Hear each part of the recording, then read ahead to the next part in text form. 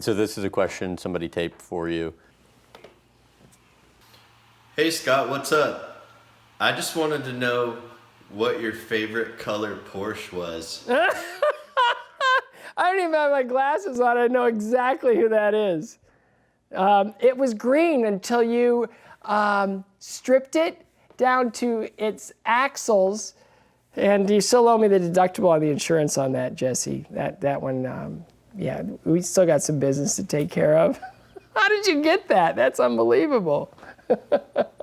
So explain a little bit of the backstory if you can.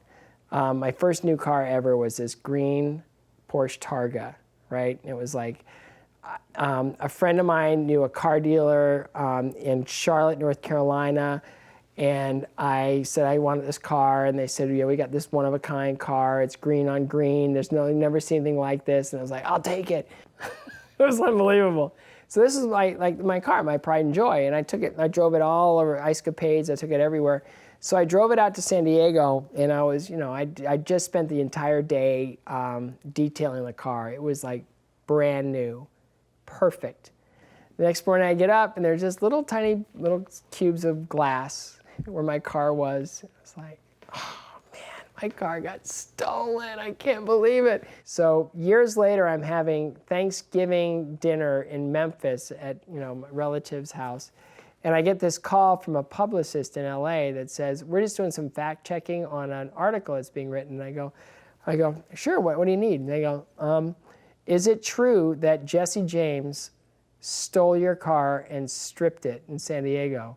And I'm like, well, that's not really something that was big news at the time. I go, yeah, I'll confirm that. And I go, son of a gun, Jesse James stole my car and stripped it for parts. It's like, wow, that's kind of cool. I wasn't upset about it or anything. At the time, when I was stolen, of course, I felt violated and all those horrible things. And so all these years later, we get cast into The Apprentice. And Jesse didn't really know how to, I was always kind of come up and saying hi, and he didn't really want to engage, and I could tell that it was on his mind, It's the only rezen I did The Apprentice. Oh, the only reason? Yeah, because they asked me the first 4 or 5 years, will you do it? Nah. Will you do it? Nah. And they told, finally, I'm like, who's on it? Just out of curiosity. And they said, Scott Hamilton. I said, I'll do it. What'd you say to him when you I waited till the night he got fired, and I walked out, and all the producers got really mad. Oh, you can't leave the set. And I'm like, yeah, okay.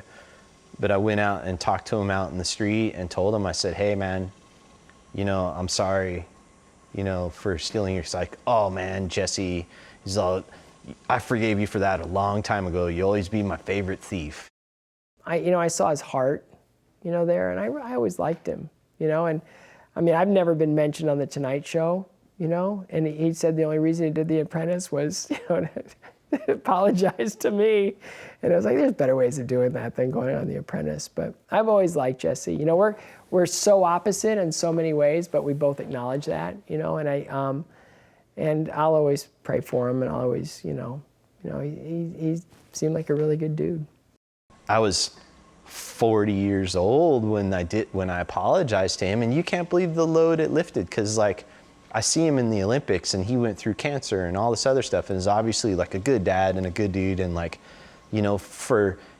think it's pretty rare, the opportunity to be able to, a mistake you made when you were a kid, how rare of an opportunity it is to be able to go back and make amends for it.